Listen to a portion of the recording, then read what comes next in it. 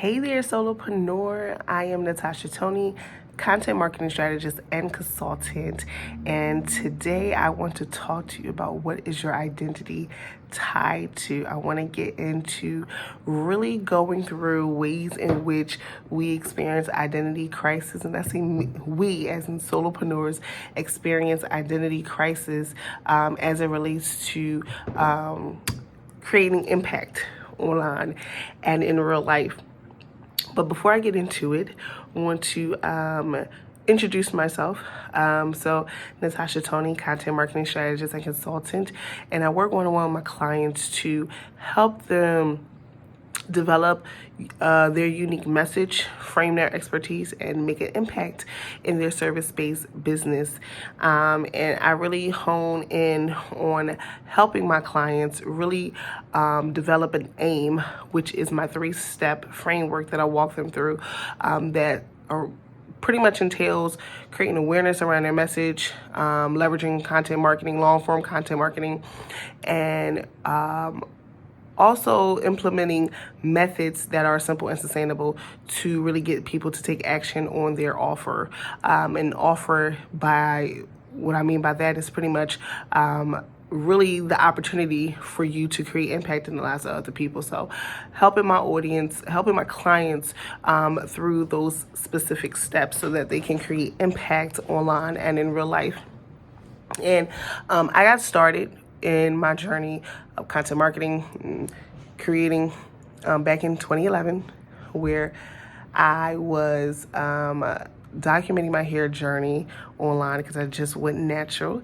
I was a sophomore in college. I decided to document my hair journey to really see the progress of me growing out my natural hair, but just getting my start in my, pretty much feet wet with content marketing, because I was using YouTube at the time, solely YouTube, just understanding the world of YouTube, understanding the world of content, early for me back in 2011.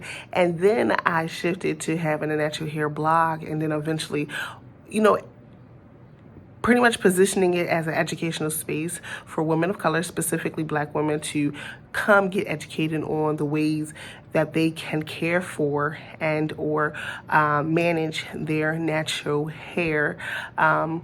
Products to use, hair regimens, things of that sort. And a lot of that was me necessarily being vulnerable in my journey and giving my perspective and my outlook on natural hair, sharing it with family and friends, getting them interested. And things really opened up for me in that space. I was invited to speak on natural hair panels. I was connecting with different people in the natural hair industry. Primarily women of color, Black women. I got the urge to write a natural hair ebook to help women transition to natural hair. My YouTube channel is still up to this day as it relates to my natural hair. And so I got my start there, and things transitioned when, got more people interested in wanting to know how to start a blog, how to, build your brand. Really, how do they pretty much create something by what they're interested in and what they're passionate about. And I recognized that I also had a strength in teaching, in helping people strategize and really come up with some form of a game plan. I decided to leverage those skills. It took a minute for me to recognize that. I grew up wanting to be a know-it-all, or thinking I was a know-it-all. And it took me some time to really leverage those skills, actually, and use them and leverage them in the work that I do one-on-one. But I say all that to say that is my start. That's how I got started creating impact online and in real life. And I'm no longer in the natural hair space. I am solely consulting and strategizing with one-on-one with my clients to help them take their experience, their professional expertise, combine that together to really develop a unique message, to really position their expertise online, and to create and make an impact in their specific niche, right? And so when it comes to making an impact online and in real life, it's really important to be aware of who you are and what your focus is in this current season, and recognizing that each season will require a different part of you to step to the front. And so identity crisis, or just having this, flow of identity as solopreneurs, it's really tough, especially as solopreneurs, because we are solely doing this by ourselves. We are solely creating those businesses, solely building those brands, solely creating the content, solely doing the marketing and the selling and everything else, right? And so our identities are at heart and at play each and every time that we choose and decide to show up. And so being aware of who you are and what your focus is in this current season is truly, truly important. And, in many ways in which as solopreneurs we can easily fall into a trap of experiencing identity crisis, because it's solely just us, and it's like us against the world, when really it is us just trying to find our fit in this online marketplace, or just the marketplace in general, and really create and make an impact and become known for something. And so trying to navigate that, trying to make sense of that, it's easy for us to either, feel small, in the sense of where it's like, hey, this is just me. I'm over here doing the thing that I do. And you see what's being glamorized. You see what's being popularized. You see what's being pretty much shown online. You see people and the progress that they are making, and you start to feel like your impact doesn't matter. If it doesn't make 6 to 7 figures, it doesn't matter. If it doesn't help someone develop some 10K month, it doesn't matter, right? And your impact doesn't have to look like that in order for it to be impact. And that is one thing I want to drive home, is that what you are focused on actually comes into fruition. And said another way, what you water grows. So, which is so true, because if your identity is tied into the identities and the progress and the journeys of other people, it will then be reflected in various ways in your space, where you start to feel limited. You start to feel like you're not enough. You start to feel like your expertise and your experience doesn't matter when it does. I didn't think that I could be a valued voice, or a voice of value, when it comes to natural hair, until I started getting questions about, how do I take care of my hair? How will this happen? What about these products? I heard these products are good. These are questions that were thrown at me from family and friends. And I didn't think, or I didn't see myself, which is a big thing, as a quote unquote expert. In fact, I don't even like to use the word expert. I like to say voice of value, because there's a lot of experts or claim to be experts, but really there are select voices that we find valuable enough to hear, or want to hear regularly. So striving to be a voice of value is something that I encourage the clients that I work with to do, and try to model as such for them, to see what it's like to be a valued voice. It doesn't mean that you have to have thousands of followers. It doesn't mean that you have to have this massive amount of engagement. It just means that when you open up your mouth, when you create something, it gets people to stop. It gets them to, pay attention. It gets them to become more knowledgeable and informed about you, and they buy into your mission. They buy into what it is that you're doing, and they want to continue to support you, whether that's working one-on-one with you, whether that is referring you, or some sort, right? Speaking of referring, at one point I was designing graphics. I was designing logos, and graphics, because at one point I thought I wanted to have a creative agency and recognizing that I was creative. I was an art major growing up, and I wanted to, create logos and brandings and things of that sort. So I charged at random, honestly, $220 for a logo. It was like I heard that someone charged a retainer of $100. So I said, okay, I'm going to charge a retainer of $100. And retainer just simply means the person is choosing to work with you and they put, a retainer deposit. And so I was referred because, long story short, I created a logo for someone who's still using that logo to the day for their business. And I wanted them to pay me $30. They were like, listen, this is $100 worth. And I kept tying my identity to that. I tied my identity to a $30 logo because that's what I thought that that my art, my creativity was worth. I just only need $30. I only need $30, right? Or only needed $30. But the person insisted that, hey, this is $100 worth, right? Even that was low, but they thought higher of me than I did myself because my identity was not there. Like, I tied my identity to something low. I did not tie my identity to something of that magnitude, or what seemed like that magnitude. And so, with me tying my identity to that thing being low, the person wanted to charge me more. They ended up paying me $75, which was still times 2 of what I wanted to charge them. They eventually referred someone to me a couple years down the road when I wasn't even doing logos anymore. So I did it on a whim, and I said, you know what? I'll do it. Of course, honestly, I just needed the money. And I simply took the phone call. I said, hey, this person can call me here. I had the call with them. I got them to understand what they were looking for. Prior to that, again, I had heard that someone, charged a retainer fee of $100 to do logos. So I said, hey, I made up my prices just randomly. I said, you know what? A basic text logo is going to be $100. But if you want text and an image, it's going to be, I think I said $125 or something like that. And the person said, hey, I'm in it. They wanted the logo with the text and an image.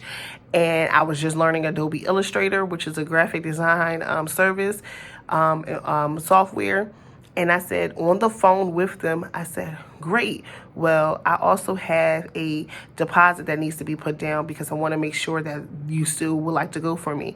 I'm just doing this. I never had a phone call conversation like this as it relates to design services. So I said, hey, to the person on the phone, hey, I charge $100 for a retainer for a deposit, in addition to the $125 that you will pay for the logo. And they said, that's fine too. In fact, I think they said they had to speak to their partner, but they said that they were going to go with it anyway.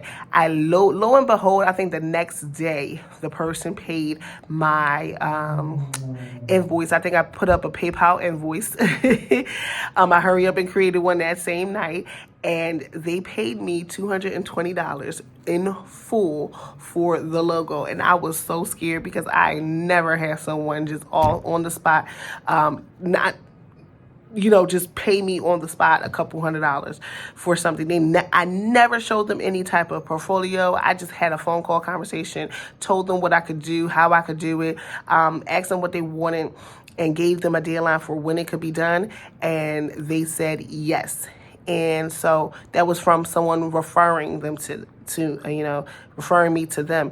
And so I say all that to say, when your identity is tied to specific things, it starts to show up in how you operate, whether or not you operate with a sense of authority online and in real life. So if your identity is tied to what will be low, returned or, activities or low energy activities or just a limited mindset, it will reflect in how you show up. If you even decide to show up, it will reflect in the content that you create, the way that you market yourself, the way that you sell people on who you are and what you do, the way that you operate and simply move. If you don't think highly of yourself, if your identity, or if you continuously to tie your identity to those low things, those limited things, it becomes who you are. As a man thinketh, so is he. But in addition to that, what you think and what you believe your identity is tied to just shows up in your actions. And so you never get out of this cycle of like, I can't do, or I won't ever be able to, or I don't think I can commit, or I'm not disciplined, I'm not consistent enough, and things of that sort. And it's like, that's because you're tying your identity to those things. You're tying your identity. If you switch up and say, I am consistent in something, I am disciplined in this, I have accomplished that, I am able to help this person, right? When you start to tie your identity, meaning you start to operate with a sense of I can serve and help other people, it starts to reflect in what you do. And it's only a matter of time before it becomes the thing of who you are and how you operate with a sense of authority. But if your identity is tied into this lack thereof mindset, yes, it's going to show up. Yes, you're going to keep saying that you haven't started a business. Yes, you're going to say, I don't know what I could offer yet. You're going to keep operating from a limited standpoint, and that limits the impact that you can have. I'm just trying to make sure I stay on my notes. That limits the impact that you can have online and in real life. And so just understanding that identity is real as a solopreneur, and that it will take you pretty much take an inventory of where you are in this season, what you're focused on, what has taken up so much of your time and energy, and whether that is something that is of high, I don't want to use the word vibration, but something that is more divine, something that's more aligned to your God-given assignment, right? But if you find yourself in a space where you keep associating yourself with limited things, it becomes your entire world or your entire scope, and you almost feel like you can never get out of this cycle of limitation. And so, just other ways in which you can limit yourself and or really wanting to make sure you're checking your identity in the seasons is that making sure that you are not choosing to hide behind the impact and the identities of others, which is truly huge in this online space. Truly, truly huge in this online space. I'm stressing this because that it was me. And at times it feels like it can be me, because I'm looking at other consultants, other strategists, and I'm like, whoa, they seem to be, having more years in the game than I have, right? And I'm just trying to put myself out there and, tell my story, share my expertise, and create impact in my expertise. And sometimes it can get hard because you're following these people who seem to be more confident, more clear, and at times more consistent in who they are and their identity as such, that you get wrapped up in following them almost, rather, even if you say, I'm not going to go on this person's page, or I'm going to block this person from Instagram, or I'm just going to not follow them anymore. You can't help but, you get to a point where the image of them is so permeated in your mind that every time you create content, every time that you try to show up and market yourself, create a video, you can't help but to envision them. You can't help but to try to get your voice at the same pitch that theirs were in their video. You can't help but to model after them, and it's so easy to do so. Now, there's one thing to say, hey, I'm recognizing that this person has an influence, but that does not mean that I am literally taking everything that they're doing and replicating it. I am just referencing it, right? Because, maybe this is the way that I want to show up, and I haven't been showing up this way. That's one thing. But when you are literally trying to do word for word and post for post and offer for offer and, trying to replicate their entire presence, that's when you know your identity is lost. That's when you know that you are lost in who and what it is that you can offer and what you can do and the impact that you can have. And that's when it's time for you to step back and say, okay, if you find yourself in a space where you're trying to create impact in your own way, in your own right, but you keep getting caught up and envisioning and almost replicating the ways of other people successful online and in real life, it's time to do a self-audit of yourself. It's time to step back and ask yourself, okay, where does my personal life experience overlap with my professional expertise? And I say that to say that when you can find that middle space, that's when you discovered the value, your value. That's when you discovered what it is that makes you unique. And that's what you present to the world. That's what you incorporate into your content. That is what you deliver in your marketing and whatever you're selling and offering, and or the brand that you're building. But when you haven't taken inventory to identify where does my personal life experience overlap with my expertise, you will continuously get your identity caught up within the ways of the internet versus the ways of who you are and the value that you can provide. And so that is something that I've done myself, something that I encourage you to do. If you know that you have something to offer, but you can't pinpoint what that is, it is time to figure out, okay, what has my personal life experience been like so far? What have been some accomplishes, some things that I have been, have succeeded at, and, things of that sort. And where does my professional, or just my overall expertise overlap with my experience? So when I think about expertise, I think about your skill set and the things that you're good at, and the things that come natural to you, right? If you can find the overlap between your life experience and your just overall expertise, you have found you have discovered your value. You have found your North Star. So now you let that lead you in all efforts, business, life, relationships, whatever.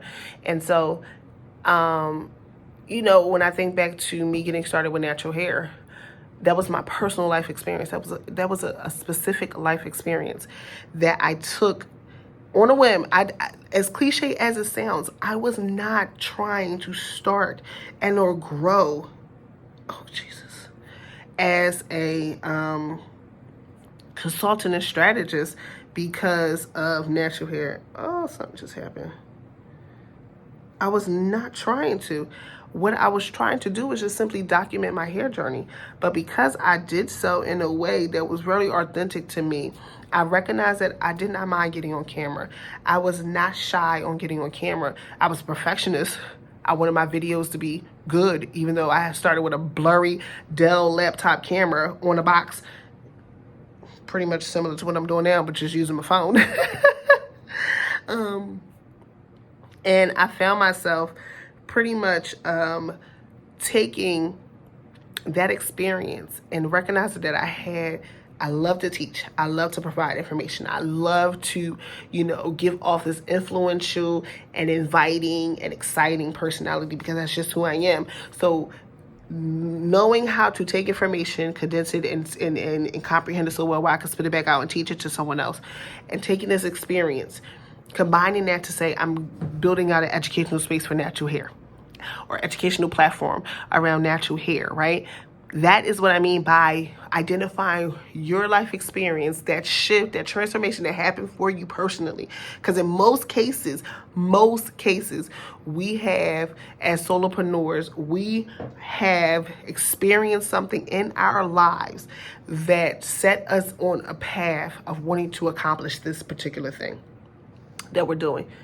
We just have to add our personal or just overall expertise into it to really create that North Star for us.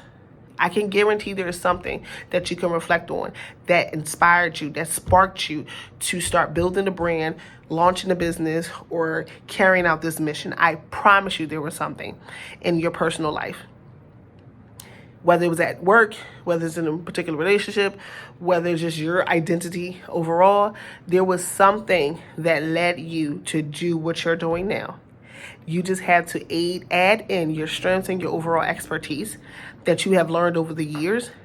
And that is what your North Star will be. That is your value. That is that aids in your perspective, your outlook, that aids in the way that you show up and serve other people. Right? And so once I figured that out, you become more grounded in that as your identity. It's easy for you then to show up with authority. It'll be easy for you to look at someone else and say, yes, I know they're a consultant. I know they do the same thing or it's very similar to them, but I do it in my way. I know that they create content around this, but I create content in this particular industry this way. I'm speaking to these people with my particular story. I'm showing up with my particular skill set to create a particular result or transformation, right?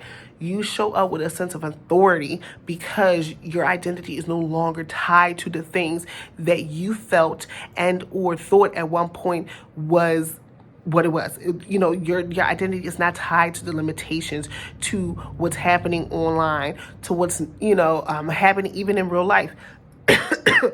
Your identity is tied to the impact that you want to have online, in real life, just in general. It's tied to the God-given assignment that you felt called and or are called to complete.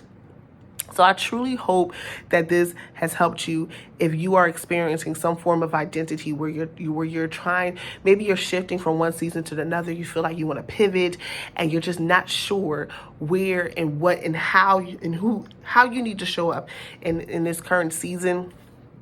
And what it is that you need to take inventory and audit so that you can get through this season of your life as an individual and solopreneur. But if this truly did help, please share this with someone that you know could benefit from this.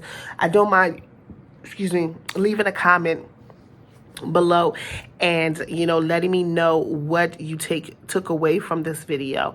Now if you are a solopreneur and you are someone who knows that you have something to offer, you also know that you have a particular expertise and skill set. Maybe you started the business, maybe you have already created the LLC, and maybe you're doing your best to market and to put yourself out there and position your expertise, but you're just not hitting the mark.